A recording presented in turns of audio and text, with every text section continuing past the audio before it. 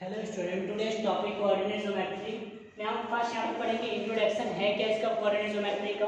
Means coordinate geometry यहाँ पे use किस लिए किया जाता है। जब आप इस चैप्टर में आप जब फाइंड करेंगे तो इसमें आपको 3 टॉपिक दिया होगा, डिस्टेंस फाइंड करने के लिए, सेक्शन फॉर्मूला फाइंड करने के लिए एंड मिड पॉइंट फाइंड करने के लिए। तो फर्स्ट हम यहाँ पे पढ़ेंगे कि कोऑर्डिनेट ज्योमेट्री है क्या, कोऑर्डिनेट ज्योमेट्री का यूज किस लिए किया जाता है। तो यहाँ पे देखिए कोऑर्डिनेट ज्योमेट्री का मतलब क्या होता है। यहाँ पे डिस्टेंस मतलब जो फिक्स जो लोकेशन होगा उसको बताने के लिए। जैसे यहाँ पे हमने ये मैं 2 हाउस ले लेता हूँ, कोई भी आप अपने से ले सकते हैं 2 हाउस। ये मैंने ले लिया सेकेंड हाउस, यहाँ पे मैं 1 हाउस ले रहा हूँ, बट ये हाउस जो नंबर है सबकी क्या है, ये हाउस नंबर 1 है और हाउस नंबर यहाँ पे क्या है 2 है। और भी यहाँ पे बहुत सारे हाउस है, आप ले लीजिए कि यहाँ पे 100 या फिर 200 हाउस है। अब ये आपस में ये 2 फ्रेंड यहाँ पे ले लेते हैं, यहाँ पे फर्स्ट फ्रेंड एंड सेकेंड मैंने ले लिया यहाँ पे।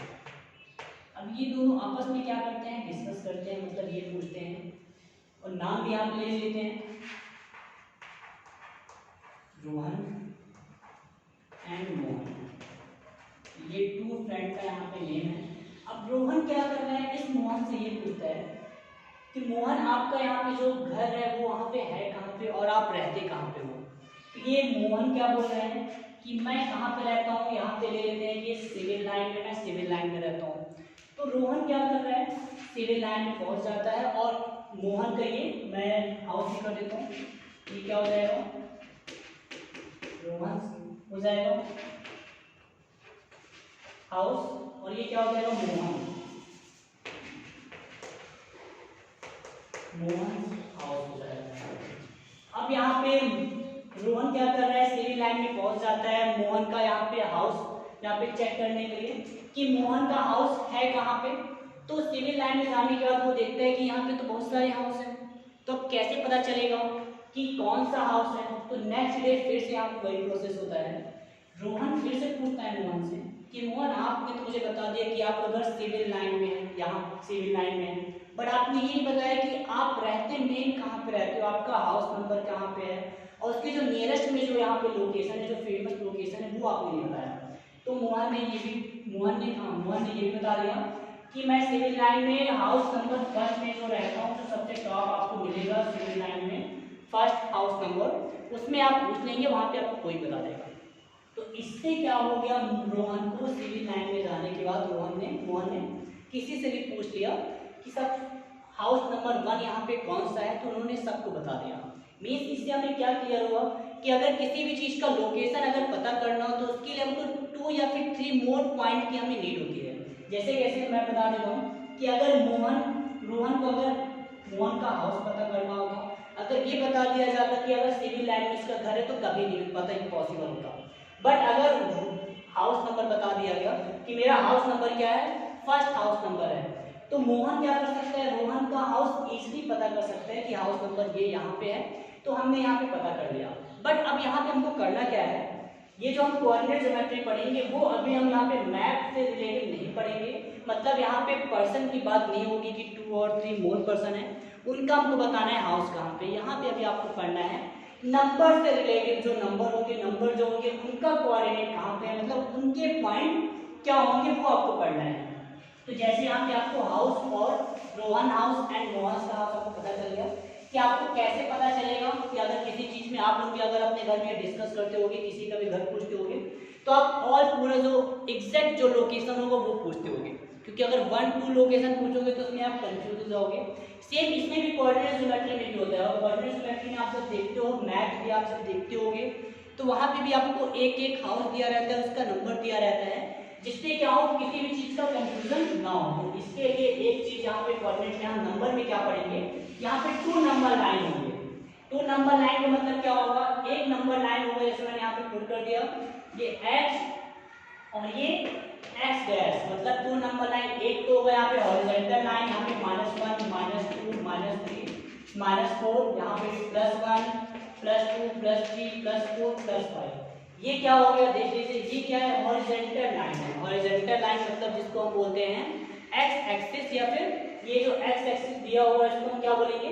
और एक चीज ये भी यहाँ पे मिस है, जो वैल्यू यहाँ पे हमने राइट किया है ये x होगा और यहाँ पे x डैश होगा। x डैश मतलब हुआ नेगेटिव नंबर। जो नेगेटिव नंबर होंगे वो x डैश में आएंगे और जो पॉजिटिव नंबर होंगे वो किस में आएंगे, ये x एक्सिस में आएंगे। तो ये हो जाएगी वैल्यू क्या होगी, पॉजिटिव, और ये वैल्यू क्या हो जाएगी, नेगेटिव। और भी अपने आप अकॉर्डिंग नंबर जितना आपको ले जाना है आप ले जा सकते हैं। ये हमने क्या बना दिया, हॉरिजॉन्टल एक यहाँ पे लाइन बनी। बट आप कोऑर्डिनेट पता करने के लिए एक और आपकी लाइन की नीड होती है जिसको हम बोलते हैं क्या है, ये वर्टिकली लाइन। ये हो जाएगा क्या, y, और ये क्या हो जाएगा y डैश। इसमें वही सेम नंबर होते हैं 0 1 2 3 -1 -2 -3 और -4। ये क्या हो गया, ये आपकी लाइन क्या हो जाएगी, ये वर्टिकली लाइन हो जाएगी। और ये लाइन क्या होती है, हॉरिजॉन्टल लाइन होती है। मतलब जब ये टू लाइन को सेम इसमें वही चीज होगा, पॉजिटिव एंड नेगेटिव, ये पॉजिटिव एंड ये क्या हो जाएगा, नेगेटिव नंबर होंगे। आप अपने अकॉर्डिंग यहाँ पर आपको ले जाने नंबर वहां तक आप ले सकते हैं, बट आपको यूज करना है स्केल का यूज करना है। और इसका जो डिस्टेंस होगा वो आप डिस्टेंस राइट कर सकते हैं कि 1 यूनिट इक्वल कितना आप ले रहे हैं, 1 यूनिट इक्वल 1 मिनट ले 1 मीटर ले रहे हैं कि 1 यूनिट इक्वल आप 1 सेंटीमीटर ले सकते हैं, वो आप अपने अकॉर्डिंग राइट कर सकते हैं। अब इसमें एक चीज और है कि जब आप horizontal line and vertical line को जब आप क्या कर सकते हैं, इंटरसेक्ट करते हैं, तो आप इंटरसेक्ट करने में आपको कुछ इस टाइप की लाइन मिल जाती है। ये आप जब हॉरिजॉन्टल एंड वर्टिकल लाइन और हॉरिजॉन्टल लाइन को जब आप क्या करते हैं, इंटरसेक्ट करते हैं, तो यहाँ पे एक पॉइंट 0 पे आपकी लाइन इंटरसेक्ट होती है। और जब लाइन इंटरसेक्ट होती है इसमें 4 राइट एंगल बनते हैं, मींस 90 डिग्री के टोटल, मतलब कोऑर्डिनेट में टोटल 4 राइट एंगल बनते हैं। और इसमें एक ऑरिजिन होता है जो मिडिल में वो कट होता है, ये यहाँ पे हमने राइट कर दिया ऑरिजिन, और जिसकी जो वैल्यू होती है 0 और 0 होती है। अब आपके माइंड में आएगा सर ये 0 0 कैसे हो गया, 2 कैसे हो गया। 2 का मतलब हुआ कि ये वैल्यू हो गई x और ये क्या हो गया, x dash y and y dash. मतलब यहाँ पे 2 कोऑर्डिनेट होंगे, एक हो जाएगा x के कोऑर्डिनेट और सेकंड क्या होंगे, y के कोऑर्डिनेट। मतलब जब आप 2 हॉरिजॉन्टल एंड वर्टिकल लाइन को जब आप क्या कर सकते हैं, बाइसेक्ट करते हैं। कहां से बाइसेक्ट करते हैं, राइट एंगल से बाइसेक्ट करते हैं। मतलब 90 डिग्री के एंगल से जब आप बाइसेक्ट करते हैं, ऐसे बाइसेक्ट मत कर दीजिएगा जैसे ये लाइन हो गई, आपने ऐसे लाइन बाइसेक्ट कर दिया, मतलब ये पूरी तरह से रॉन्ग हो जाएगा। क्योंकि कोऑर्डिनेट ज्योमेट्री में जब आप यहाँ पे बनाते हैं तो राइट एंगल के टोटल 4 राइट एंगल यहाँ पे बनते हैं और मिडिल से ही बाइसेक्ट होते हैं, कहीं और से भी बाइसेक्ट नहीं किया जाता है। जैसे 0 और 0 से ही बाइसेक्ट करेंगे। तो और यहाँ पे मैं और ये बना देता हूँ कोऑर्डिनेट पूरा। ये यहाँ पे हो गए, हमने यहाँ पे स्केल का यूज किया, आपको स्केल का यूज करना है। तो ये हो जाएगा क्या, x, और ये क्या हो जाएगा, x axis, y and y axis. ये 0 मींस ऑरिजिन, -1 -2 -3 -4 1 2 3 4 1 2 3 4 और 5। ये -1 -2 -3 और -4। अब एक चीज आपको ये बताना है कि इसमें सिर्फ जब आप यहाँ पे कोऑर्डिनेट पढ़ रहे हैं तो इसमें और कोऑर्डिनेट पढ़ते हैं तो इसमें और भी चीजें होती हैं पढ़ने के लिए। फर्स्ट जैसे हो गया कि ये जो होगी कौन सा कोऑर्डिनेट होगा, ये वैल्यू आती है कोऑर्डिनेट। टोटल 4 कोऑर्डिनेट होते हैं कोऑर्डिनेट ज्योमेट्री में।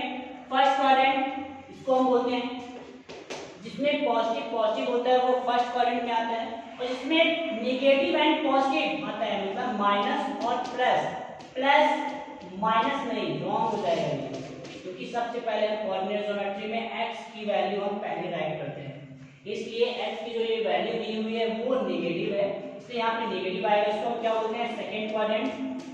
और ये क्या होता है जिसमें x की वैल्यू भी नेगेटिव होती है एंड y की वैल्यू, y एक्सिस की भी जो वैल्यू क्या होती है, नेगेटिव होती है, उसको हम बोलते हैं थर्ड क्वाड्रेंट। इसमें और वैल्यू आपकी नेगेटिव आती है, मींस नेगेटिव है मतलब वो थर्ड क्वाड्रेंट में जा रही है। और फोर्थ जो क्वाड्रेंट होता है वो क्या होता है, पॉजिटिव और नेगेटिव होता है। ये हो गया कि आपका फोर्थ क्वाड्रेंट। अब इसके बाद एक और भी चीज है, x एक्सिस की कोई भी वैल्यू, x एक्सिस की कोई भी वन वैल्यू, उसको हम बोलते हैं अवशेषम। क्या बोलते हैं, अवशेषम। मींस यहाँ पे x एक्सिस की कोई भी एक वैल्यू, आप जैसे आप अपनी बुक जब ओपन करेंगे तो कभी कभी देखते हैं कि आप कोऑर्डिनेट में एक ही वैल्यू दी होती है। x एक्सिस इक्वल दिया होता है, x एक्सिस इक्वल दिया होता है 3, तो मतलब समझ जाइए कि ये अवशेषक की बात हो रही है, जैसे वैल्यू पूछ भी लेते हैं। और जब आप ये वैल्यू ऐड करते हैं तो इस केस में अवशेषक में y की वैल्यू यहाँ पे नहीं दी होती, तो वहां पे हम क्या करेंगे, 0 लेंगे, क्योंकि उसकी यहाँ पे किसी की बात नहीं की जा रही है। तो अब x की वैल्यू हो रही है, मतलब इसको हम बोलते हैं अवशेषक बोलते हैं। सेम x की कोई सी वैल्यू हो सकती है, नेगेटिव भी हो सकती है और पॉजिटिव भी हो सकती है। सेम अब जस्ट इसकी अगर अपोजिट बात करते हैं हम, ये हमने बात कर लिया किसकी, x एक्सिस की बात किया है हमने, x एक्सिस। अगर अब हम बात करते हैं y एक्सिस की, तो y एक्सिस में भी कोई वैल्यू होती होगी, तो y एक्सिस की जो वैल्यू होती है उनका नेम होता है ऑर्डिनेट। ऑर्डिनेट ऑर्डिनेट मतलब होता है कि y एक्सिस के एक भी कोई भी वन नंबर, टू नहीं, ओनली वन डिजिट, कोई भी वन नंबर आप ले लीजिए यहाँ पे, मतलब नेगेटिव होगा या फिर पॉजिटिव होगा, उसको हम बोलेंगे क्या, y एक्सिस। क्या हो जाएगा, y एक्सिस। इसमें भी आप जब y एक्सिस की आपके पास वैल्यू दी होगी और x एक्सिस की नहीं दी होगी, तो उसमें भी आप x एक्सिस की क्या लेंगे, वैल्यू 0 ले लेंगे। ये आपकी बुक में भी दिया हुआ है। अब इसमें और भी कुछ चीजें हैं बताने के लिए, जैसे मैंने आपको बताया था कि इसको हम क्या बोलते हैं, ऑरिजिन बोलते हैं। और ये जो क्वेश्चन आपके एग्जाम में आ भी जाता है कि जब आप two line x axis and y axis को जब बाइसेक्ट किया जाता है तो उसका नेम क्या होता है, ऑरिजिन हो जाता है। और इसमें कितने भी लाइन वो सबके भी नेम आ जाते हैं। और इसमें आपके लिए एक चीज और आती है फाइंड करने के लिए, वो मैं बता देता हूँ, क्योंकि अभी आपको यहाँ पे ऑर्डिनेट, यहाँ पे क्वाड्रेंट के बारे में नॉलेज हो गया है, किसमें कितने क्वाड्रेंट होते हैं, अब CSI किसको बोलते हैं, ऑर्डिनेट किसको बोलते हैं। और अब एक चीज और हमें पढ़ना है, जो आपके एक्सरसाइज से रिलेटेड जो क्वेश्चन है वो क्या है, distance between of the two point. अब डिस्टेंस की अगर बात करें तो हम डिस्टेंस कैसे बताएंगे, ये चीज मैं आपको बता देता हूँ। जैसे यहाँ पे हमने बना दिया कोऑर्डिनेट, ये हमने बनाया यहाँ पे कोऑर्डिनेट बना दिया हो। अभी हम डिस्टेंस नहीं बात करेंगे, अभी हमको बात करना है यहाँ पे क्या, पहले नंबर जो कोऑर्डिनेट जो वैल्यू दिए हुए हैं x axis and y axis की, उनको कोऑर्डिनेट में कैसे रिप्रेजेंट करना है। ये हो गया x और ये क्या हो जाएगा, x डैश y और y डैश। ये मत कीजिएगा कि y डैश को आप नेगेटिव में ऐड कर दीजिए, पूरा आपका कोऑर्डिनेट ही रॉन्ग हो जाएगा। ये हो गया 0 1 2, आप 0 यहाँ पे भी बना सकते हैं, क्योंकि 0 क्या होता है, मिनट में होता है। 3 4 -1 -2 -3 1 2 3 -1 -2 और -3। अब एक चीज आपको ये बताना है कि आपके पास 2 पॉइंट दिए हुए हैं। 2 पॉइंट कौन से, मैं बता देता हूँ।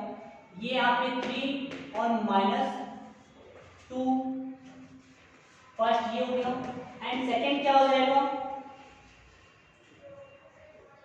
2 और -1। अब आपको ये जो कोऑर्डिनेट आपके पास दिए हुए हैं, इसका आपको बताना है डिस्टेंस कितना होगा। तो डिस्टेंस के लिए देखिए हम क्या करेंगे, पहले तो इसको हम ग्राफ में यहाँ पे कोऑर्डिनेट में रिप्रेजेंट कर देते हैं, उसके बाद देखते हैं किस चीज के पॉइंट का आपको डिस्टेंस फाइंड करना है। x की वैल्यू ऑलवेज पहले हम लिखते हैं और y की वैल्यू सेकंड होती है। इसमें भी x की वैल्यू पहले होगी और y की वैल्यू बाद में होगी। अगर y की वैल्यू पहले आप कर देंगे तो इसका मतलब ये होगा कि अगर आपने y की वैल्यू पहले कर दिया तो मतलब जो x एक्सिस है ये हॉरिजॉन्टल नहीं है, ये वर्टिकली हो जाएगा, पूरी तरह से गलत। x मतलब पहले इसलिए लिखा गया है क्योंकि हम पहले जो हॉरिजॉन्टल की जो वैल्यू होती है वो पहले लिखते हैं। अगर आप यहाँ पे y आपने पहले कर दिया, y और x कर दिया, तो इसका मतलब ये हो गया कि आप ये जो लाइन है, आप इस लाइन को वर्टिकली लाइन बोल रहे हो और ये क्या हो जाएगा, हॉरिजॉन्टल लाइन हो जाएगा, तो पूरी तरह से रॉन्ग हो जाएगा, लाइन तो चेंज नहीं होगी। इसलिए आप x और y की वैल्यू को पहले ऐड करेंगे। अब इसको हम कोऑर्डिनेट में रिप्रेजेंट कैसे करेंगे, देख लीजिए x की वैल्यू 3 है, मतलब यहाँ पे पॉजिटिव है तो पॉजिटिव देख लीजिए, यहाँ पे ये पॉइंट है यहाँ पे, और सेम y की वैल्यू क्या है, -2, तो y की वैल्यू नेगेटिव क्या है, ये नेगेटिव है, मतलब ये पॉइंट। तो ऐसे आपको नहीं करना है कि ये आप मैच कर दीजिए, पूरी तरह से गलत हो जाएगा, ऐसे नहीं करेंगे। इसके लिए यहाँ पे आपको देखना पड़ेगा 2 की लाइन कौन सी है, 3 की लाइन कौन सी है। ये देखिए यहाँ पे स्ट्रेट में ही जितना भी आप बनाएंगे 90 डिग्री का यहाँ पे यूज होगा। दैट नहीं करेंगे, कुछ भी आपने एंगल बना दिया, ये यहाँ से हमने पॉइंट लिया, ये 3 की लाइन यहाँ तक जा रही है, ऐसे हमने बना दिया, और ये 2 की लाइन होगी, देख लीजिए यहाँ पे 90 डिग्री बन रहा है, मतलब यहाँ पे हमारा ये जो बॉक्स हमने बनाया है वो राइट है।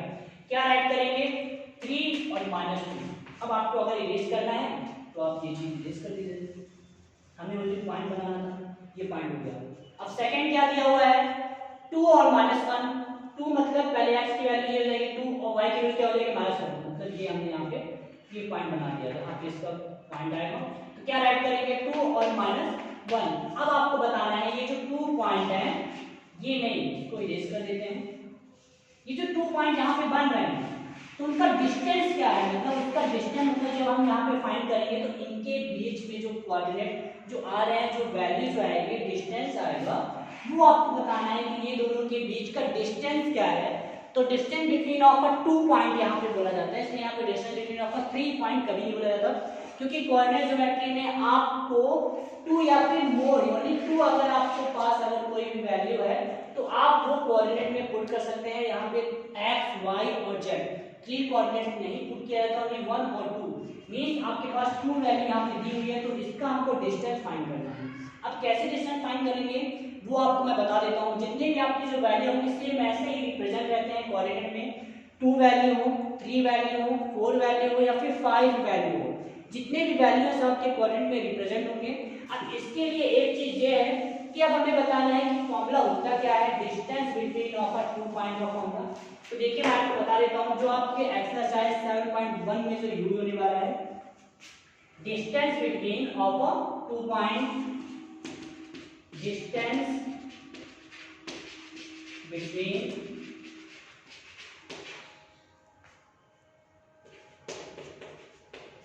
a 2